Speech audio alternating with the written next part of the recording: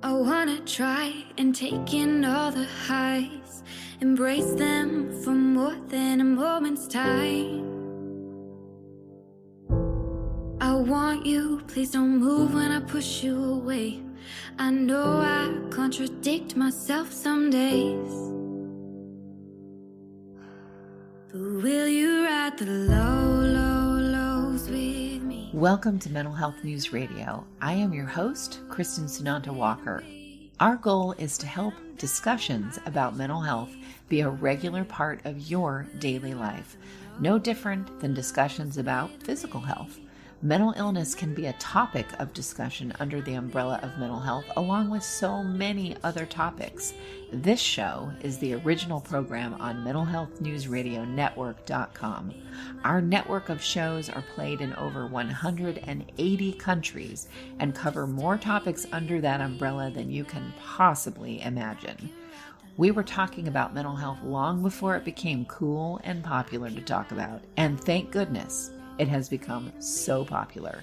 We have incredible guests, advocates, patients, experts, people. Thank you for tuning in and enjoy our intro music, a song named Lows, written by Aubrey Toon. You can find her music at www.aubreytoone.com. That night when I started praying, I cried, will you ride the lows with me? Will you ride the lows with me? When I'm down, my vision gets blurry. Hi, everybody. I took my glasses off. Kristin's here, so I'm blurry and my guest is blurry, but you'll be able we won't be blurry to you who are watching, and you will be able to hear us. So yay. Sarah Taylor joins me today. Sarah, thank you so much for coming on the show. Oh my gosh, you're so welcome. It's my pleasure to be here. I'm so happy to talk to you. Yeah, we did one of those things that neurodivergent women, maybe men do this too, but most very much aligned with neurodivergent women, where we met through someone we both trust, someone way better than I do, but and then got on the phone, and it was like we went right into as if we had known each other for 100 years. For lifetimes. Yeah, for sure. Yeah. Absolutely. That's what you do. Don't mess with the small talk. Let's just dive right in. Tell me everything. And that's what we're going to do here. We're just going to dive right in. But first, I want everyone to know a little bit about you. So please share. Wow. Okay. I'm Sarah Taylor, and I am an awakening trail guide and an intuitive energy healer. I basically help people live more authentically, whether you're going through a spiritual awakening, or you're a late diagnosed neurodivergent person, or you're a woman going through perimenopause and menopause, and you're realizing that like all the kind of adaptive strategies that you've built up over time are falling away. It's all the same. They're all versions of awakening. And that's what I support people with. And some of us are going through all that at the same time. Cha-cha. Which really does fit in with the whole ADHD thing, because man, are we good in a crisis or what? Oh my God. I used to say I'm comfortable with chaos. I used to have a blog called Comfortable with Chaos. Like if there's chaos, I jump into action. I'm the calm one. Like, my inner landscape has changed a lot over the past 20 years. But yeah, I definitely was kind of more like that. But yeah, comfortable with chaos. Oh yeah, yeah, exactly. And it Taking kind of crisis. fits. Not that we're going to go down any political road. So we'll just talk about it in terms of what the world is going through right now on this Yes. the last day of February in 2025, important to mark Yes. the dates, is we were kind of built for the madness that is going on right now everywhere. Probably. Yeah. I think everybody who's here has been built for this. I mean, Right. otherwise we wouldn't be here. So I have 6 of my closest friends are having major health challenges right now, and 5 of them are in and out of the hospital.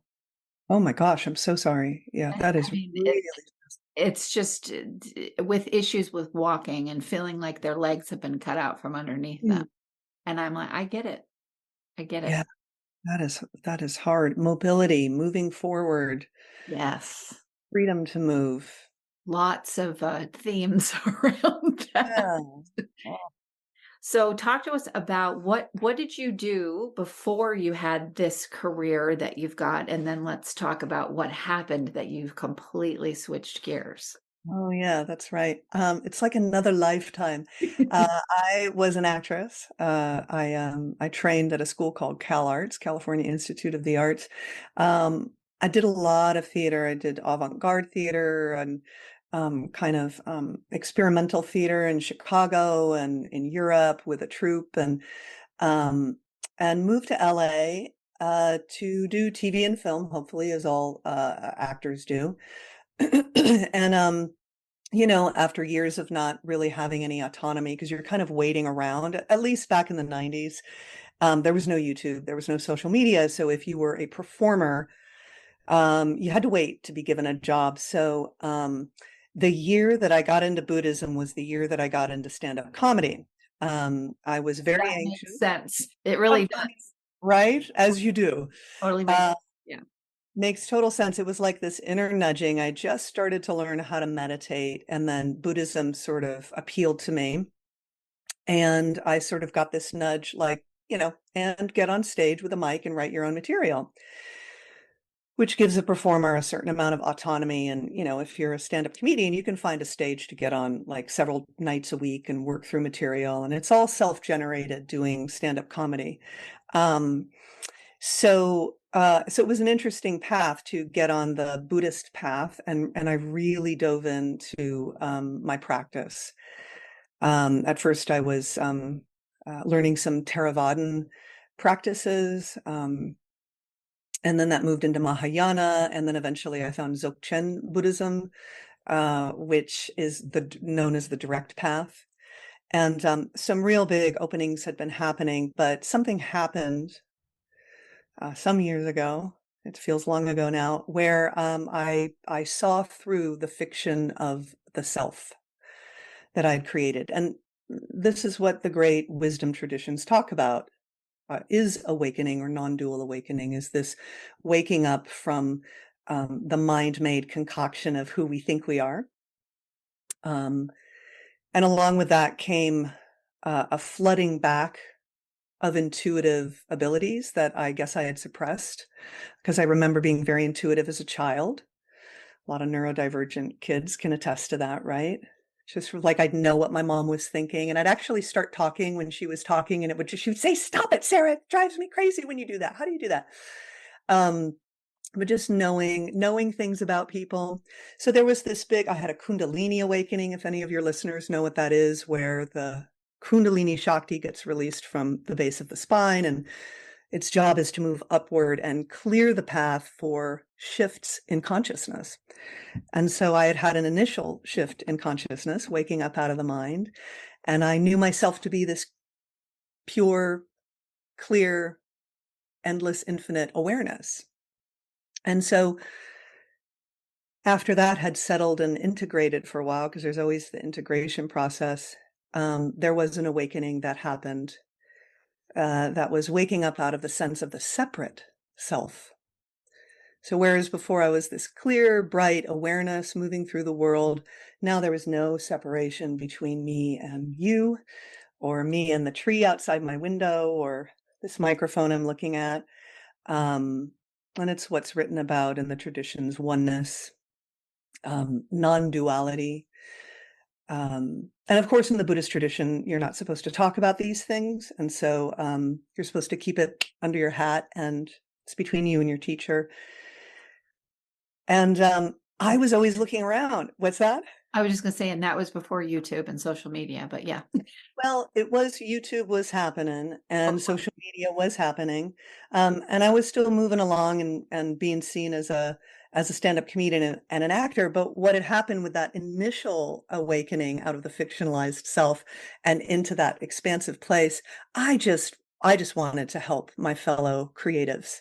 And they were all anxious, like I had been, and in their heads, but brilliantly creative. And so I started holding these comedy karma groups for comedians, where we would meditate and then write material And then as the awakening deepened and blossomed more and more, my work from being a massage therapist, which is what I had done since the 90s, morphed into doing energy healing work. I became a Reiki master. I trained in a couple of different modalities. And so for the past 15 years, I've been working as an awakening support for people, as an energy healer. And yeah, that's the work that I do. How do you think that Buddhism, and I know there's many different paths even in the world of Buddhism, but I meant that I wasn't trying to age you because I know social media was around. I just meant Oh, please. that with the Buddhists, don't share it, don't talk about it. I wonder Right. if that has changed with social media and with you gotta get the message out, and here's the place to deliver it. So, what do you think about that? Yeah, for sure. And you can age me all you want. I'm 56, proud of it. I've made it in life this far. Yeah, I really needed the content that I'm putting out now. I mean, I actually just started a YouTube channel a few months ago, and Which it's is resonating. fantastic, by the way. I have left comments under a different name and wondered, oh It is God, she you. didn't know that was me. That is you. I was like, I think I know who this is. Now I'm going to go back to the comments. But yes, thank you for commenting. Yeah, so I started this YouTube channel a few months ago, but prior to that, for many years, I've been very open about the awakening process and talking about it with people because that's what I needed.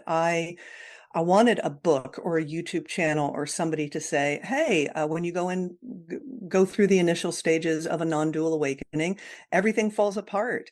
The things that used to drive you don't drive you anymore. How do you find motivation?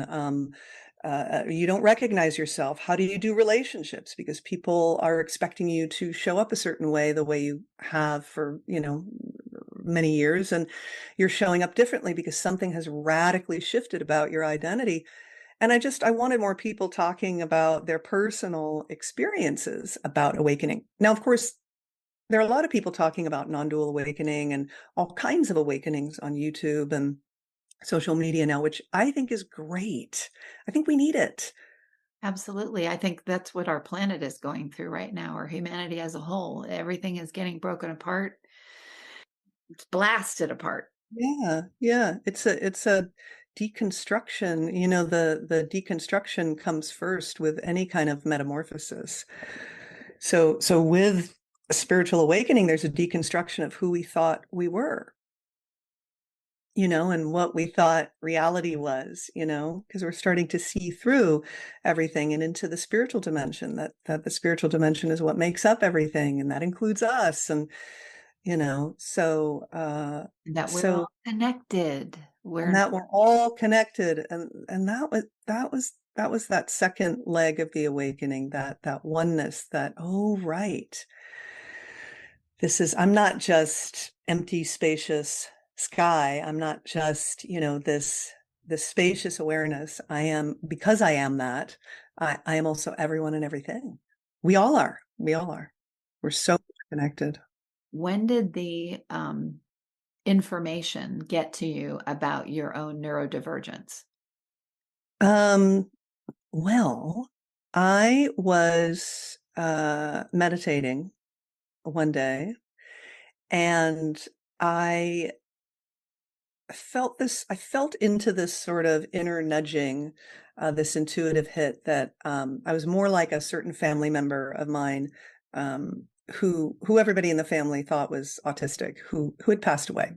And that's all I'll say, because I don't want to out anybody. Right. But and I was like, huh.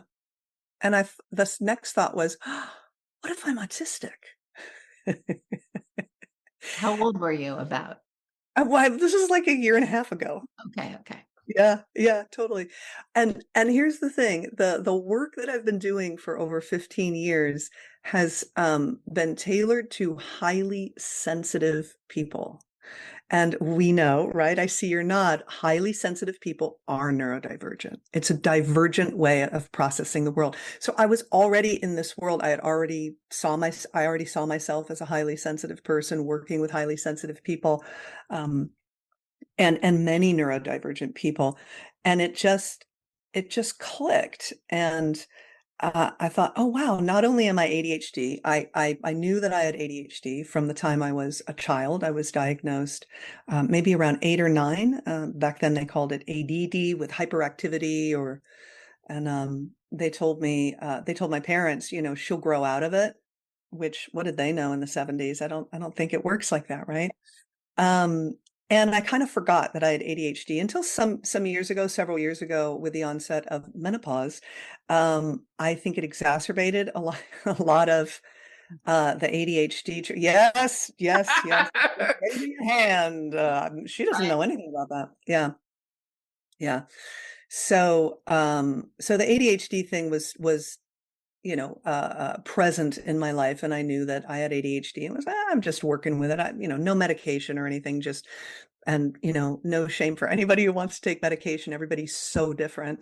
Um, but that was already there. But the autistic piece, that was interesting because as you probably have found, there are a lot of misconceptions about autism Yes. and about level 1 autism, and about high masking individuals who have autism, which and especially women, because it presents differently.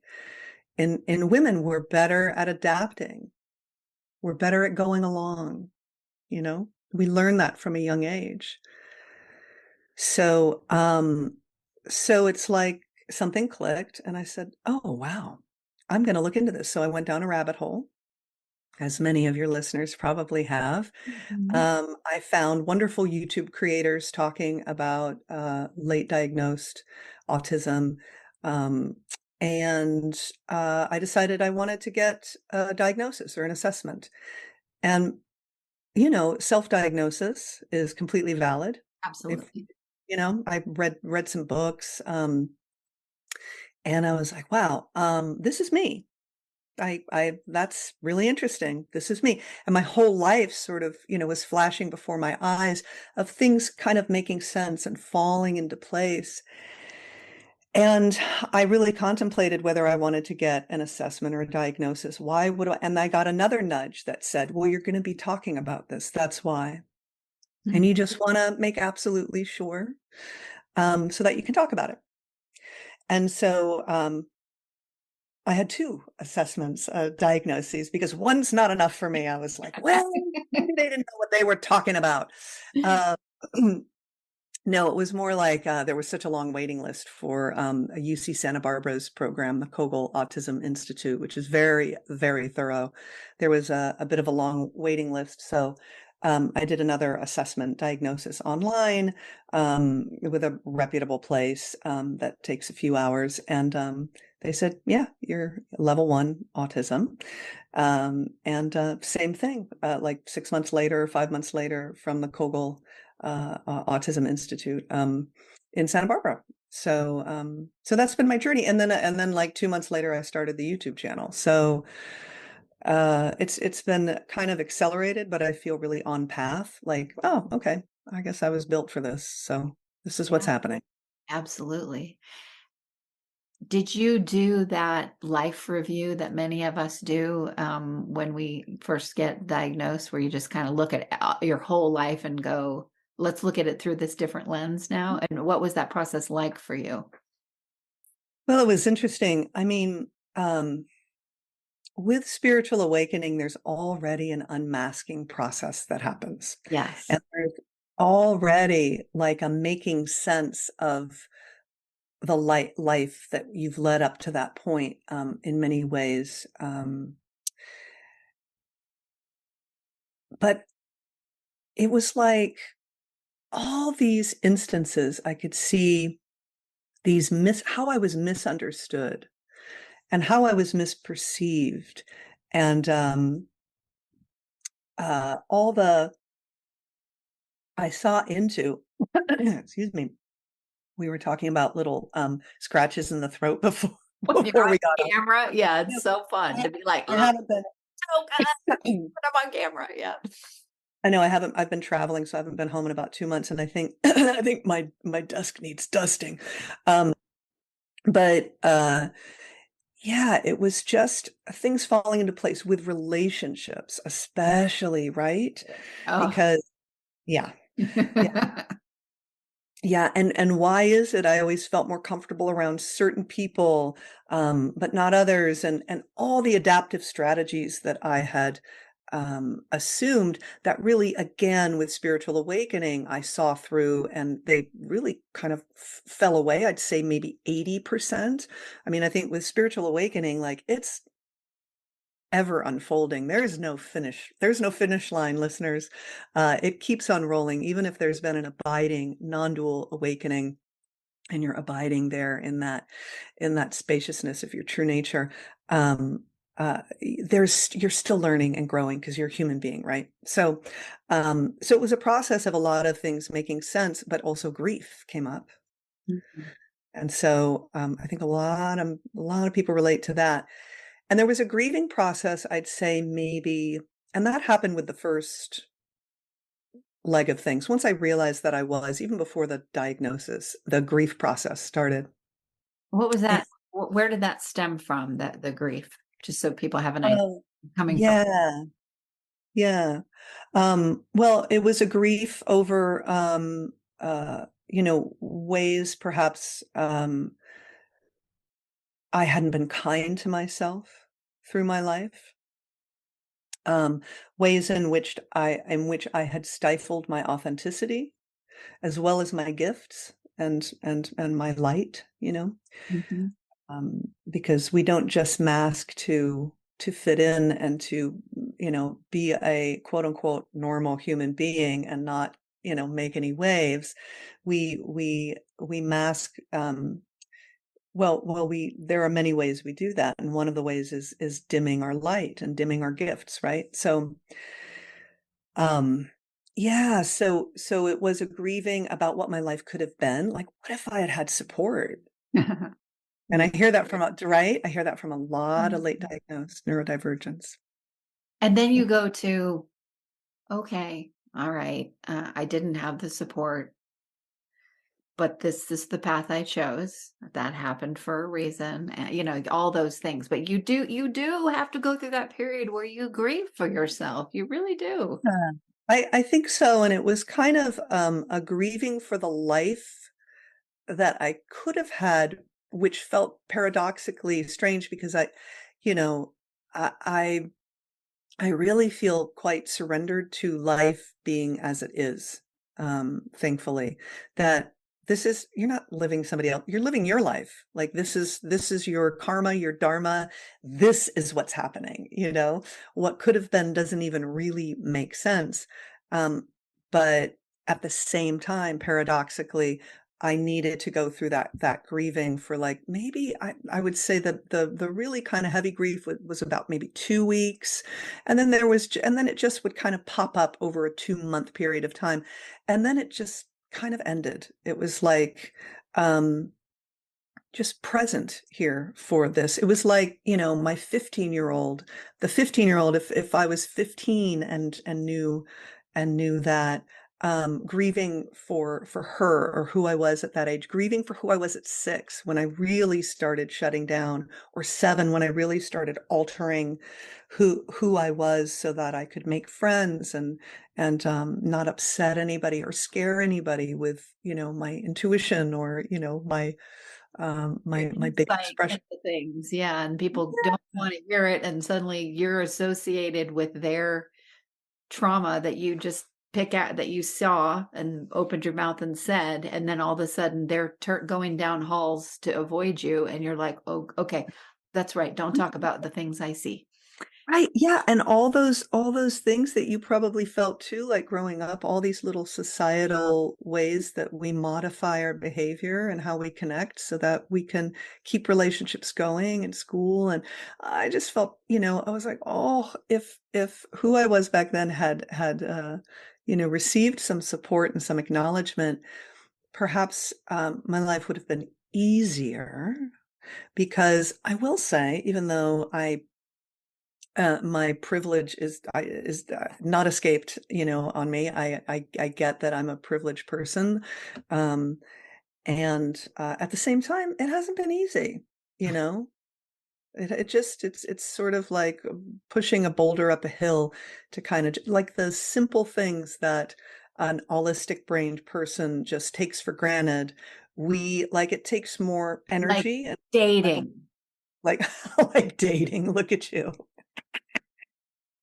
I mean, just putting a label on it or a Tell me story. more. Like Tell me this is more. a What's perfect going on? example Yeah.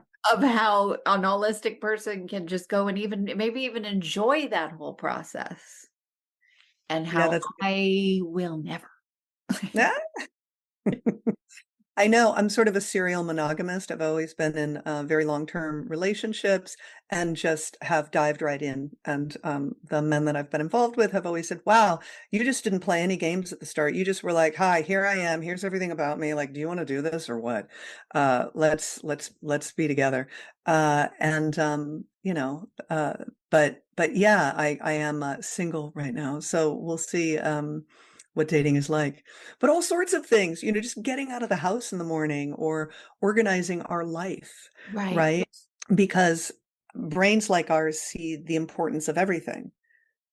Everything at once is important. And I got to say that with spiritual awakening too, for many of your listeners, suddenly everything becomes important and nothing becomes important simultaneously. It's all emptiness, just shimmering in the light. And it's all so meaningful and beautiful and sacred and incredible. So both are happening at the same time, this emptiness and form dancing together as this, well, what do I focus on? With the ADHD part of us, right? So, um, but as you said, dating, that autistic part of our brains of like relating and not wanting to do small talk and all the little societal things that we're supposed to do. And what do you do if in the middle of a date you realize that they're not for you? I mean, the appropriate thing is to continue the date and make small talk, but okay, we're done. Who can, you can't say that. Um, but yeah, so life, and I think, and tell me if you've experienced this, that this kind of life being a little harder is just sort of like, wow, just um just this ease that some people seem to move through the world with. um yeah, Yeah. that Yeah. It's a lot of trying really hard to have that ease, and that makes it even harder. And a lot of uh with the dating thing, I would see that happen. Someone's interested, they're doing all these things uh, that are obvious. If you're coming and picking me up in your Cessna to fly me off to go to dinner, you're obviously wanting to date, but then the attitude is very, well, that wasn't what all this game stuff. And I was like, well, okay, we're dating, right? So this is what we're going to do, blah, blah, blah, which is not good either. But just to watch people that their facial expressions are telling you that everything you're doing is wrong, but mm, you can feel inside what's going on with them. Not everybody has that. I have that, and it messes around with how I feel. And then mm, I think what they're feeling is mine. And it takes me a while to ah, dissipate that. It's like, especially like, it's like a direct too, especially if I'm touched in some way physically. Suddenly I'm like, mhm, mhm. and so me really not understanding that, okay, this person looks angry or they look like they hate me, but that's not what's going on inside, but they have to behave. It reminded me of, okay, when Sandy goes and sees Danny in Greece after they had their amazing summer together and everything was beautiful, and then she sees him at the rally, the football thing, and he's like, well, baby, blah, blah, blah. That is what my experience of like what happened? We were fine when we were over here. What is this now that you're in front of all these other people? Like, I don't get that dynamic, and it seems easy for other people to play around in that. And there was no navigating system for me for that. Yeah. What would you say your special interest has been as a late diagnosed autistic woman, through the years? What was your special interest? Because you always have these special interests. Psychology, Psychology, mental, trying to understand people, mental trying to health. figure out what it, I mean, the whole reason I created my network was for me. Well, not the network, really. My own podcast was for me to speak with as many people as possible so I could figure out this. Yeah. And Yeah. now that I've figured out this, or at least I'm on the journey of figuring it out, I'm like, oh, wow, I see why it was so important for me to talk to all of those people. Yes. Yes. And to Yes. hear, but mostly listen to all of those people. Yeah. And it's, a lot of us, especially women who are autistic, ADHD, will very quickly try to learn the social rules of engagement from a very young age. And I think from a very young age, my special interest was understanding humans. And that led to my being an actor because, like, plays, what are people's motivations and emotions and relationships? It led to that, which then led to understanding consciousness, So, yeah. And I think over the years, you know, it, a lot of my energy went into understanding humans. So I would say like the first 30, 35 years of my life, I was in intensive study of trying to figure out humans. So that didn't leave a lot of room for other things in my life, quite honestly. So that's the ease that I'm talking about, where like, it was, I mean, everything turns out kind of, it's a cosmic joke. It ends up turning out to be so perfect that like now I'm where I'm at and now you're where you're at. You're helping people. I'm helping people. Without that kind of obsession, that special interest and that difficulty, which started it, we wouldn't be here. Right, We right. we wouldn't be here. So, Have you yeah. seen an ability in yourself to recognize patterns in things, especially in behavior? Mhm. Yeah, And absolutely. how did you deal with it pre-diagnosis when you would see um, patterns of behavior that you knew were very unhealthy in yourself or others? Let's say you were around people that behaved very narcissistically, right? And seeing those patterns of behavior, but then there's the charm coming in on the other side. And I always battled with, well, I want them to like me because I don't know what's wrong with me. And so everybody needs to like me. Yeah. So I would put up with so much garbage because I felt like, oh gosh, like somebody taking a slice of pie and I only have this much left to go around. I'll only have these many friends. And then I realized later, oh, ridiculous. It's infinite. I'll Mhm. always be able to meet people. But I realized that the golden retriever part of me that was, Yeah. I can't let go of these relationships. I have to do everything they need. That immediately started to just move its way on out my life Well, as good. diagnosis. Good. So, the spiritual awakening I went through really was an unmasking. Mm, And so a lot of codependent tendencies, people-pleasing tendencies began falling away, uh, already. Yeah. long before years before the diagnosis, which was so odd. But that's what is fascinating to me about this work is that there's so many overlaps between spiritual awakening and late diagnosed neurodivergence unmasking, you know? So I think I began to understand the patterns of people and learning about psychology, learning about, you know, um, behaviors that could fall under personality disorders, right? Of course, those are very misunderstood. Um, the DSM doesn't know everything, right? Right. Um, but I learned to see things as patterns of behavior in people rather than the person. And I think that was due to my spiritual practice and that I could kind of see like, well, this isn't who they are. but this is what's presenting. Hmm. And that really was difficult in at the beginning of really seeing through that, because it was like, oh, well, I see their true nature. I see their heart of bodhicitta. I see that they're, this vast, spacious consciousness as I am. But yet they're behaving this way and it's harmful. So there was that sort of disconnect, and there's much more discernment has come online with me now. I mean, early in the spiritual awakening process, I let friendships fall away.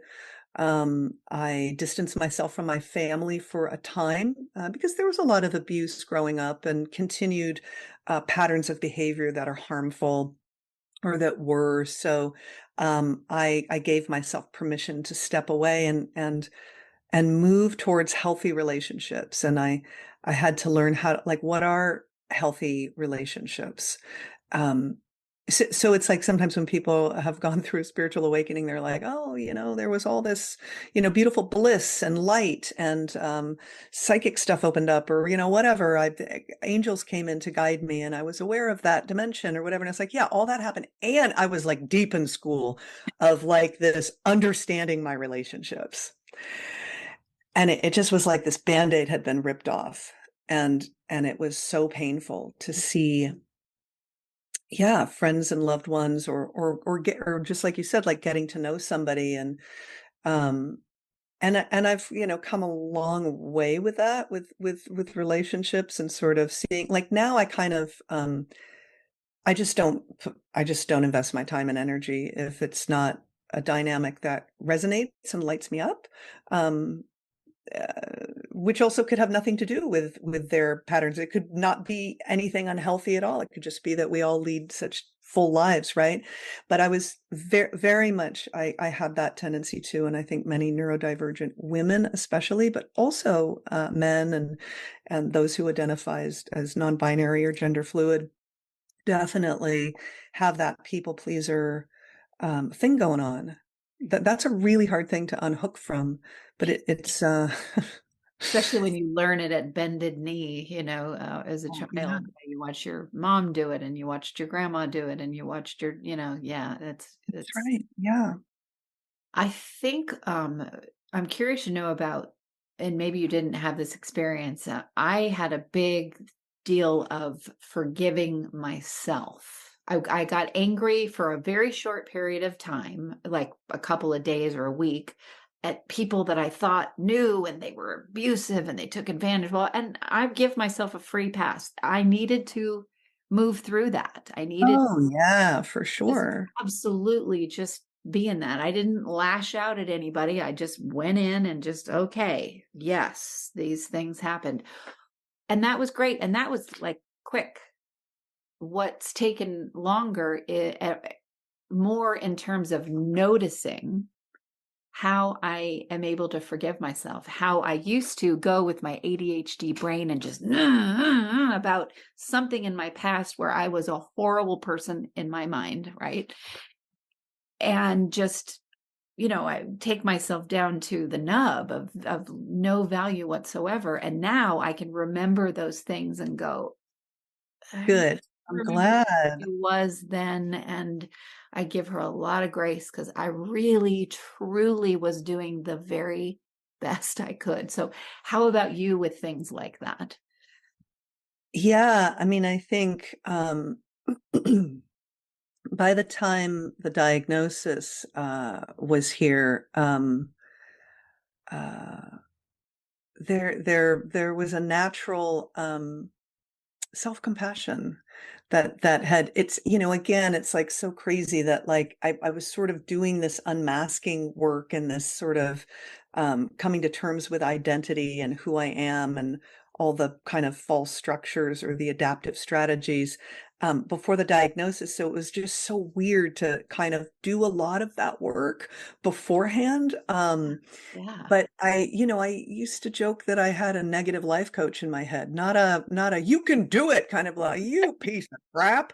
Um, well, of course that didn't work out. What do you think? You're an idiot, And uh, something happened with my spiritual practice where that there had been a very negative voice in my head, disparaging me and telling me how I was doing everything wrong. Because, as a neurodivergent kid growing up into a neurodivergent adult, you get these messages from the world, from relationships, from your own self after a while, that you're doing it all wrong. And you just can't, there's something wrong with me then.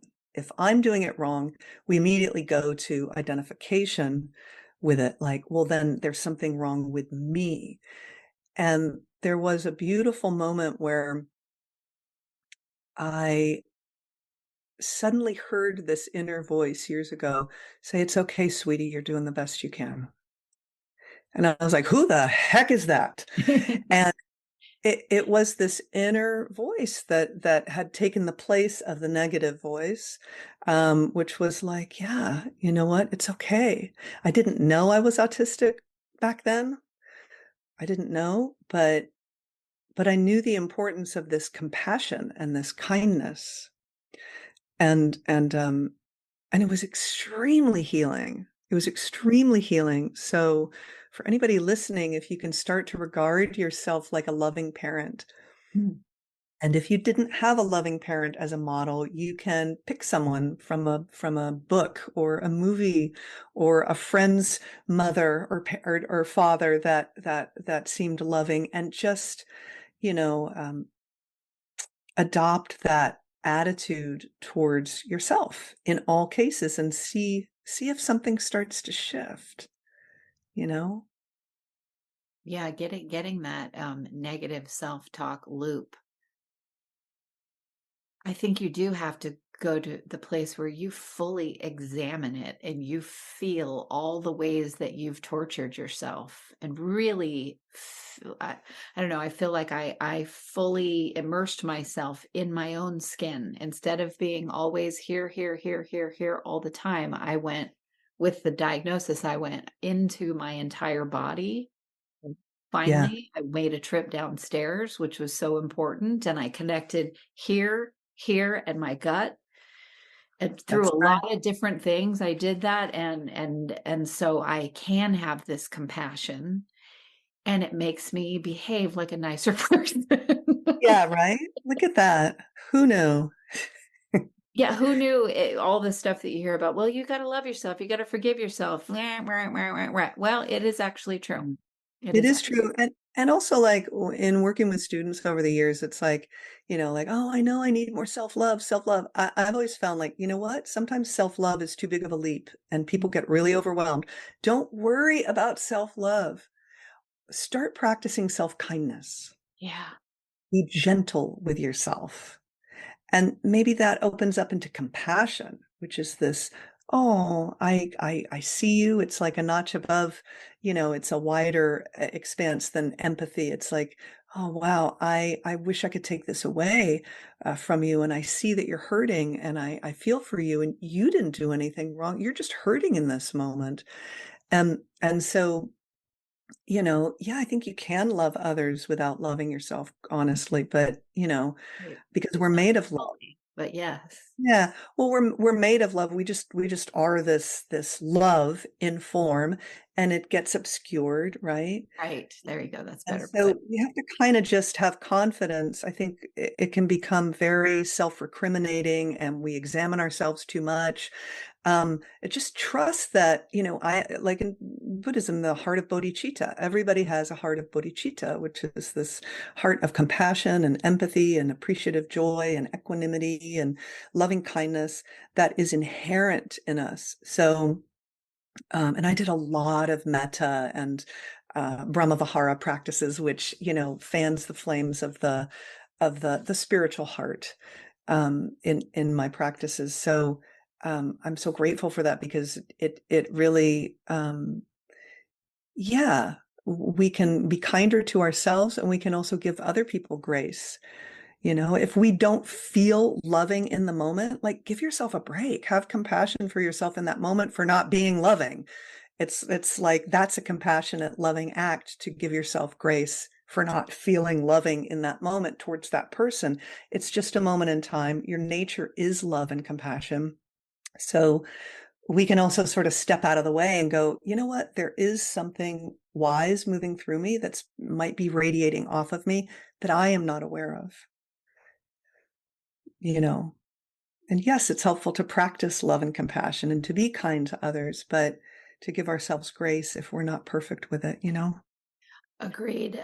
I think what getting back to what was a big part of my childhood, a Buddhism practice, and coming back to that late in 2024, to rediscovering that and doing it for a very practical reason. I need something to help me with my ADHD. Chanting is going to help me with my ADHD, right? And of course, it absolutely has. It just, I sit there and some space goes like this. And now I have this room to be compassionate, be all, all of these different things. And that's been amazing. But I definitely see how living 54 years of my life at a breakneck pace, never really pausing to breathe before I just dove into stuff. Mhm. Buddhism, and I've tried many things, right, is the one thing that gives me the awareness to take a pregnant pause. And I'll give a very quick example. I had a phone call with someone that is going through a very hard time, and they called me very upset, and I didn't ground myself before I picked up that call. And everything just that they're going through just went, and I had 2 days of feeling not like myself at all. And I was able to, this is the pause part, and this is what I feel that Buddhism has helped me with. It made me stop and say, okay, you know this. That was someone else's emotional stuff, which is no shame, no nothing. I am a person for them. They're a person for me. I didn't show up protected of myself. So when they called me a couple weeks later after I figured this out, or a week later, when they called, I went, okay, before you pick up that phone, just take a deep breath, ground yourself, and then take that call. And when you hang up, ground yourself again. And it was wonderful. So there were many times that I was not showing up as a really good friend because I was so overwhelmed. And this has helped me take a pregnant pause with myself and go, okay, I can show up, but I got to do this first. And that is like revelatory. You know what I'm saying? It's a total game changer. And I mean, that's really beautiful. And what you just said really resonates because we are a better friend. We're better in relationship. We're better connecting with someone when we're not taking on their stuff. Like if somebody is stuck in a well, we don't dive in and just sit there with them. We extend our hand, but we stay on the ground above so that we can pull them up or, whatever the analogy or metaphor might be. And I really had to learn that too because we're porous as neurodivergent people. And, for me with Buddhism, it definitely opened me up to the shared heart that we all have and that compassionate understanding for others. But there was still something, I was still blown open so much with the first awakening that I needed to learn grounding, clearing, centering, boundary practices that were energetic practices, which I've been teaching now for 15 years. And they're all that stuff that you were saying. It's like you want to ground yourself. You want to clear your energy and give yourself permission to not hold somebody else's stuff. And to center yourself, we can actually pull our energy back from people if we've been scrolling a lot or we've been on YouTube a lot or we've been sucked into a really intense conversation with a loved one. Our energy can leak and kind of go out towards them like little tentacles because we want to connect. And you pull your energy back and you are autonomous in your own field of energy. You can even imagine that you're in a bit of a boundary and put up energetic boundaries when you are with someone. And I found that then your heart can be fully open, because when we want to shut down our heart if we don't trust in our ability to set and keep boundaries. Right. So if we know that we're able to have physical, emotional, mental, energetic boundaries, then the heart is wide open. We're so receptive. We're so there. We're so present. We're so engaged because we trust ourselves to take care of our field of our body, of our heart, of our mind, and our energetic field, you know? Yeah, and I think it can kind of go both ways. I mean, I look at donkeys, which are the evolution of a horse, right? They are the evolution of a horse. I look at No, I donkeys didn't know that. as the autistic of the horse world because I they see so what you're saying. they Right. feel it all, but they are not gonna. But they do it. I learned a lot from my own donkey. Like I could spend 12 hours trying to get him 10 feet. Right? I mean, just because he's like, I'm not going in there. Yeah. It doesn't feel safe. You're It not doesn't feeling make sense safe. to your donkey. Why should they? Yeah. And until I had to write myself, let it all go. And then as soon as that clicked, doot, right where I want him to go.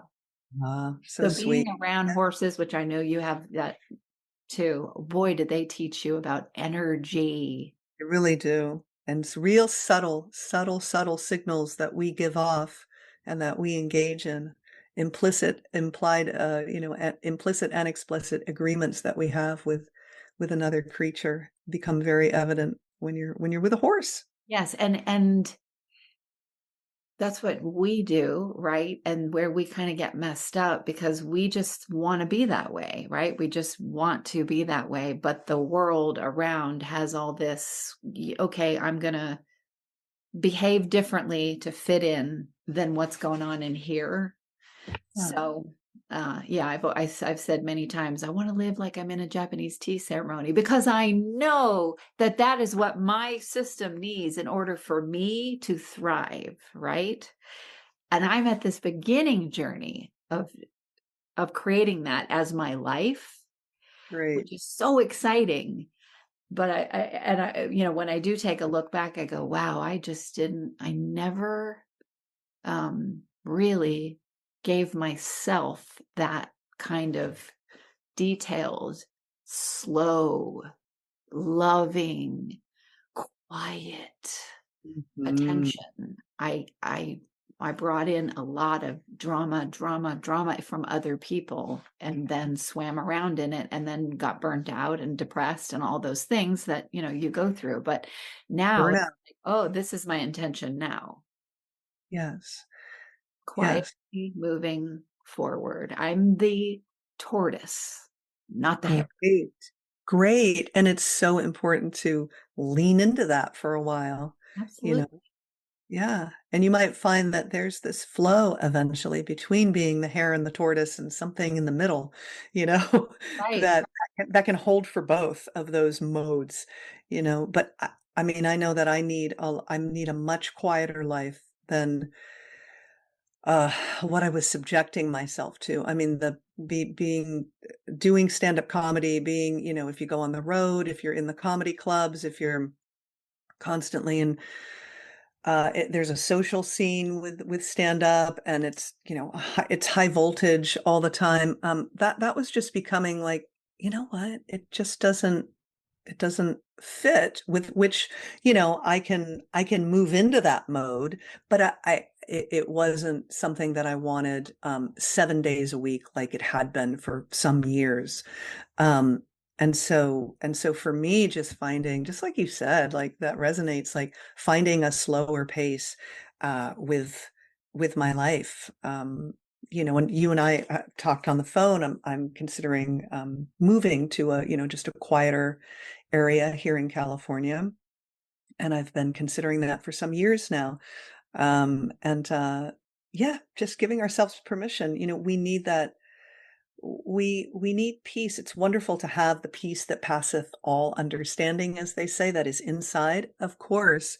Um, and there is a beautiful sense of peace that I carry with me now that I didn't years ago, that I'm so grateful for. but also what happens is that that truth that's been realized and touched into starts to flow into all the details of your life. And you can look around, you're like, well, this is chaotic.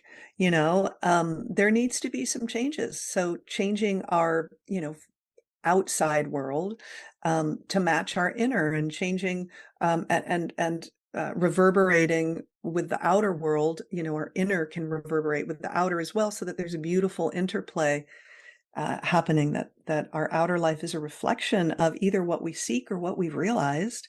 And that's important. That's vital, It's important, especially for those that are neurodivergent. It is right? vital. There are so many studies about especially neurodivergent women not living as long as allistic women. And I see why. And so yeah, just extreme ninja self-care, which is what we should all do anyway, right? Like, we should all be doing that anyway. Snorted. I just snorted. That's funny. Ninja self-care. I'm going to credit you with that. Ninja. It's ninja level self-care. Say it to your own. Yeah. Because that's so true. And it's true too. Once you start doing it, you start to see, oh, right. That's the whole oxygen mask thing. I get it. Put it on yourself first. That's the whole, oh, I see. I'm a big, giant empathic person. When I give to myself first, I have actually more to give to others. There you You can go. say that until you're blue in the face, but you have to get it like here and here, not just here, to Absolutely. live it. And then life starts to go, Yeah, and it's now that you're talking about that, it's like the diagnosis gave me I don't know if it gave me permission, because I gave myself permission years ago to kind of do radical self-care, and I just never knew why. I was like, gosh, I'm so sensitive. And then, with all the spiritual unfoldment, it's like, oh, maybe it's because of that. But I was always kind of like this. I don't know. I don't need to figure it out. This is just the way I am. This is what I need.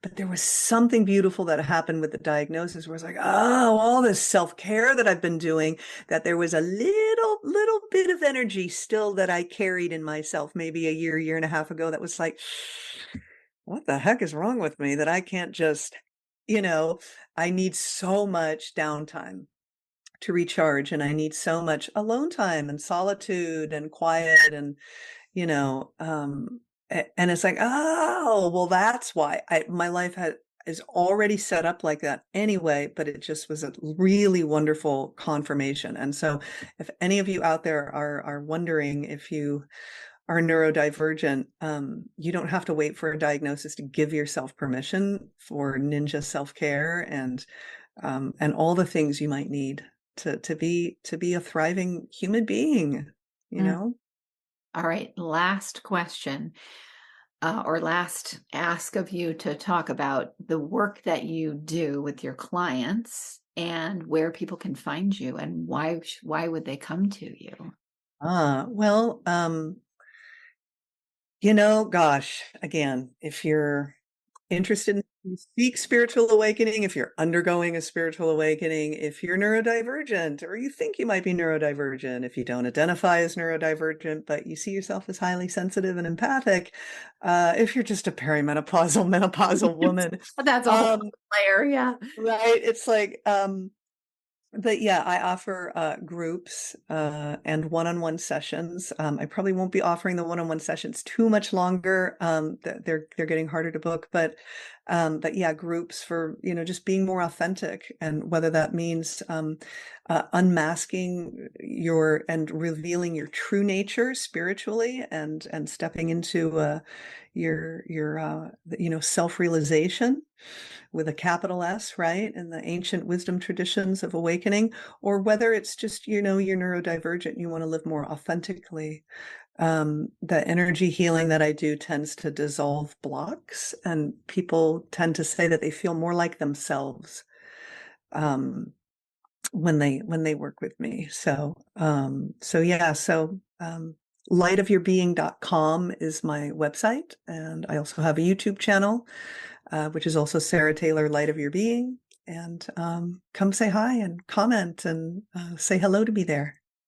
I could see why someone would come just from how I felt the 2 times that we've spoken and taken a deep dive every time. But just being able, because everybody masks, that's just what people do, or not everybody, but most people do at different points in their lives. They're masking. You just got to take it to this nth degree when we're talking about autism and ADHD as a combo, and just autism on its own, neurodivergence, period. But I could see where someone would come to you, because when you have felt the ire of society because of you and you don't understand why, and so you hide and hide and hide, find more ways that you can hide while still wanting to be seen, right, and heard. So it's just a constant thing. I feel like someone would come to you and they would be able to dissolve that inherent loudspeaker of, you're going to be embarrassed if you unmask fully. You are going to be, it'll be like every time as a kid that the kids ran away from you, or the whatever broke up with you, or the teacher blamed you for something you didn't do because it was somebody else. All of those things come right here. And I feel like with you, it would be like, okay, I can start dissolving that and really show up. So that's what I feel about it. It's lovely to hear. Yeah, you can bring the totality of what you are, this great spirit that you are, and also this messy human that you are. They're all is welcome, all is invited. Absolutely. Well, thank you, Sarah. I'm excited about us doing more of these, and Great. really excited to have you as a new person in my life. Yay, thank you so much for asking me to do this and having this conversation today. And what you're doing is so helpful and so great. So may many beings benefit from what you're doing and what we talked about today. Thank you, listeners, for tuning in to both of us, and we will be back with another show shortly. Will you ride the low, low, lows with me? Will you ride the low, low, lows with me? One thing you can always count on at Mental Health News Radio Network and my show is that there will always be dogs around. Why? They are natural healers, excellent for your mental health. The original therapy dog Miles has something to say in just a moment. For now, please check out all of our amazing shows at mentalhealthnewsradionetwork.com and all your favorite podcast apps. Until next time, I'm Kristin Sananta Walker, and thank you for listening.